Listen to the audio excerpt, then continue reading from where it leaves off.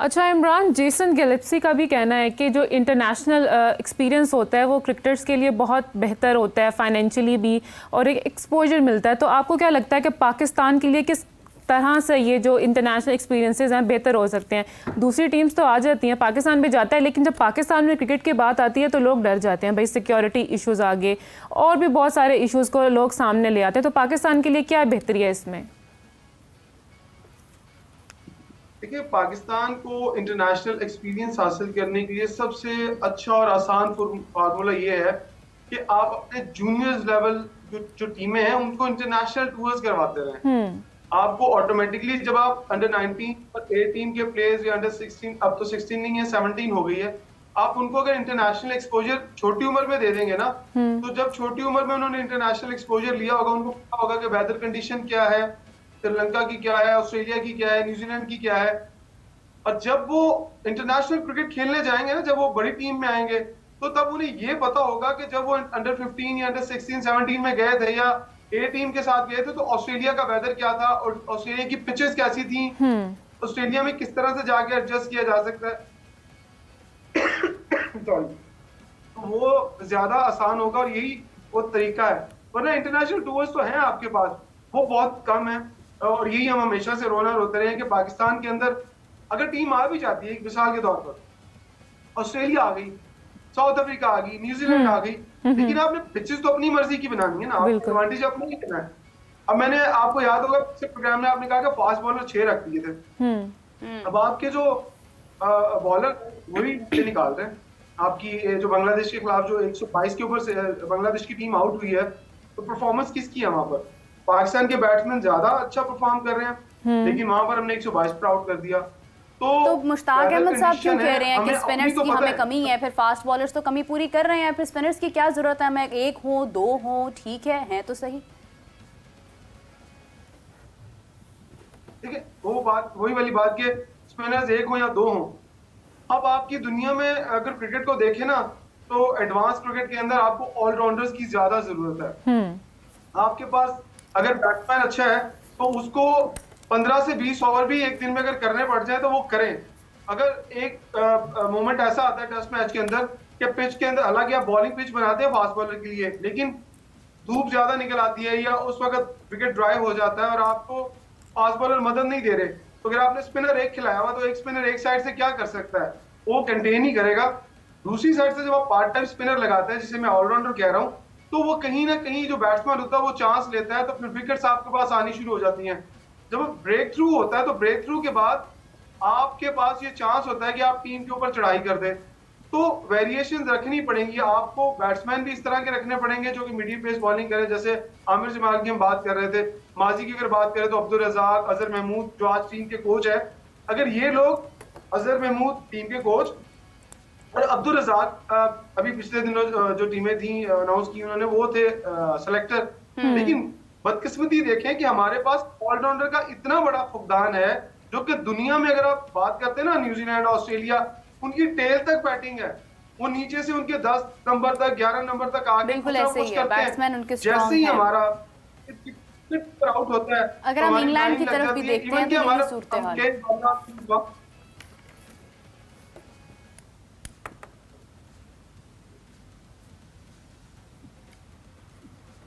इमरान, इसी के साथ अगर हम देखते हैं, आप देखें ऑलराउंडर की अगर हम बात करते हैं, ऐसा नहीं है कि हमारे पास बिल्कुल है नहीं, हमारे पास बहुत सारे ऑलराउंडर्स थे भी और हैं भी, बन भी सकते हैं, लेकिन बात यह है कि हम उनको मौका देते नहीं हैं। हम मौका उनको देते हैं जिनको मौका देने का हमारा दिल करता है।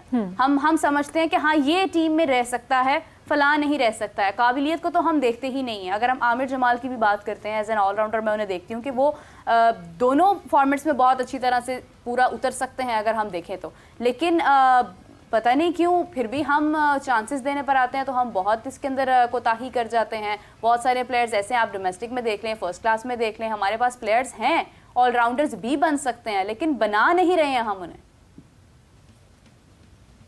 अच्छा, बना नहीं रहे, ये बड़ा अच्छा क्वेश्चन किया, बहुत कम लोग ही क्वेश्चन करते हैं। जब आप ट्रायल्स देने जाते हैं ना, अंडर 19, अंडर 15, 16, तो वहां पर आपके लोकल सेलेक्टर खड़े होते हैं, तो वहां पर कैटेगराइज किया जाता है, ये पूछा जाता है कि हाँ भी तुम क्या करते हो? वो कहेगा मैं बैटिंग करता हूँ, वो कहेगा मैं बॉलिंग करता हूँ। जब एक प्लेयर आएगा ना उनके सामने ऑलराउंडर, अच्छा तुम क्या करते हो, वो कहेगा मैं ऑलराउंडर हूँ। ये क्या बात हुई, तुम ऑलराउंडर, एक कैटेगरी बताओ क्या कैटेगरी है तुम्हारी। वो मजबूर हो गया, या बैटिंग बताएगा या बॉलिंग बताएगा।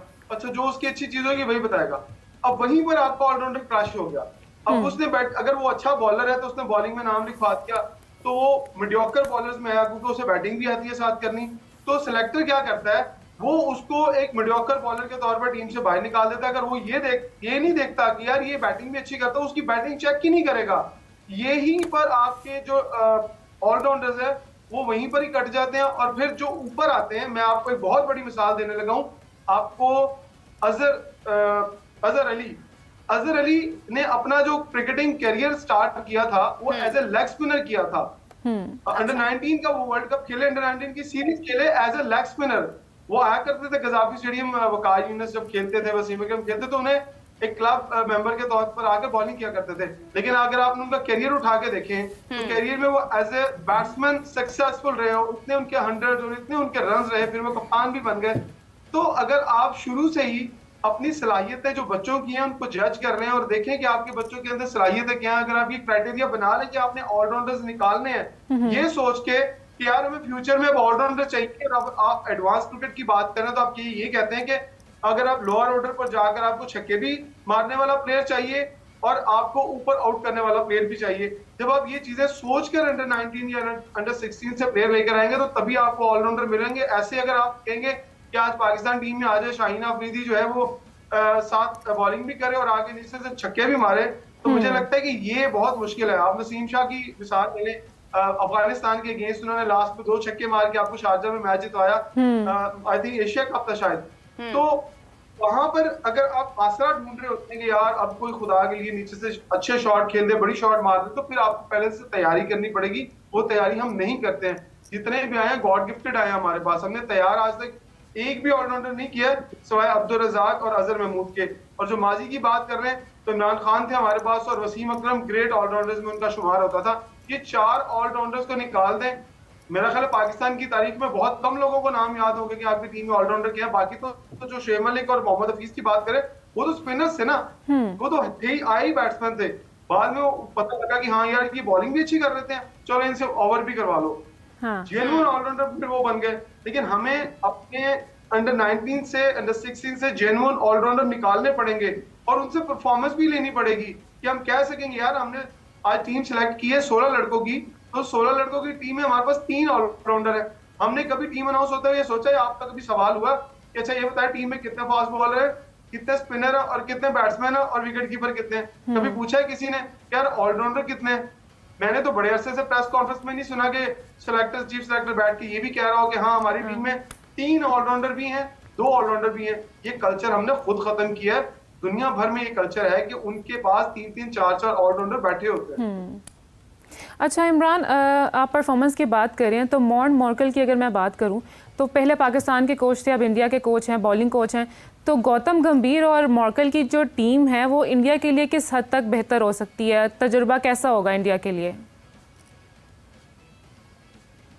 देखिए गौतम गंभीर की बात करें तो मुझे अच्छी तरह याद है कि जब आप उनके पहले कोचेस की बात कर ले तो आते ही वो सीरीज में फ्लॉप हुए, आते ही कोई भी उनकी सीरीज नहीं जीते। अब गौतम की और मॉर्कल की बात करें तो दोनों बहुत एक्सपीरियंस क्रिकेटर हैं। मॉर्कल बहुत अच्छे फास्ट बॉलर रहे हैं और गौतम गंभीर बहुत अच्छे ओपनिंग बैट्समैन रहे हैं। तो अभी उनको ये टास्क जो दिया गया है वो छोटी सीरीज में दिया गया। नोट कीजिएगा कि उन्हें अभी जो रिसेंट उनकी आने वाली सीरीज है श्रीलंका की सीरीज, जिसमें उनकी परफॉर्मेंस के ऊपर बहुत बात की जा रही है कि वो उस तरह से परफॉर्मेंस नहीं दे पाए और श्रीलंका को उनको 1 साइडेड जो है वो सीरीज से जीत लेना चाहिए था। लेकिन एक तरफ ये भी सोचे कि वो अपने नए प्लेयर्स को भी साथ लेकर गए हैं। तो इंडियन क्रिकेट बोर्ड खासतौर पर ऐसा क्रिकेट बोर्ड है जो अपने लोगों पर ट्रस्ट करता है और उन्हें मौका देता है। ये नहीं होता है कि एक सीरीज अगर गौतम या मॉर्कल हार जाएंगे, 2 सीरीज हार जाएंगे तो वहां पर उनके चेयरमैन क्रिकेट बोर्ड उठ के कह देंगे लै भी सर्जरी होने वाली है। कर तो वही भी नहीं सकता, हो सकती है। वहां सर्जरी की बात नहीं होती, वहां पर एक प्रॉपर सिस्टम के तहत लोग आते हैं क्योंकि वो पहले से ही अच्छा और फिट प्लेयर भेजते हैं ताकि सर्जरी की जरूरत ही ना पड़े और वो एक माइंडसेट बना के भेजते हैं। आज अगर गौतम को और मॉर्कल को मौका दिया गया है तो उन्हें ये बताकर दिया गया होगा कि आपको फ्यूचर में हम इतने नए प्लेयर देंगे और इतने नए प्लेयर के लिए आपके पास फ्री हैंड है और उस फ्री हैंड के साथ आप जाएं और जाकर आने वाले बड़े इवेंट के लिए तैयारी करें। ये मैं हमेशा कहता हूं कि बड़ी टीमें बड़े इवेंट के लिए तैयार होती हैं, वो सीरीज टू सीरीज तैयार नहीं होती।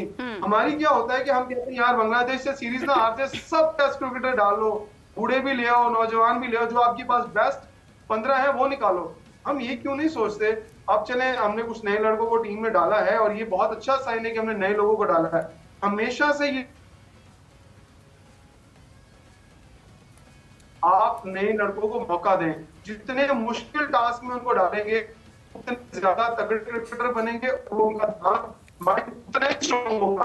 हार से क्यों हारते हैं? हार में तो आपने है ही। आप इमरान, आपकी आवाज़ में डिस्टॉर्शन है बहुत ज़्यादा, हम आपकी बात ठीक से समझ नहीं, लेकिन मैं आपका जो इशारा है वो समझ चुकी हूँ बखूबी तौर पर कि बहुत बड़ा एक फ़र्क है इंडिया में भी और पाकिस्तान में भी, जो सिलेक्शन का मेयार है उसमें भी बहुत डिफरेंस है।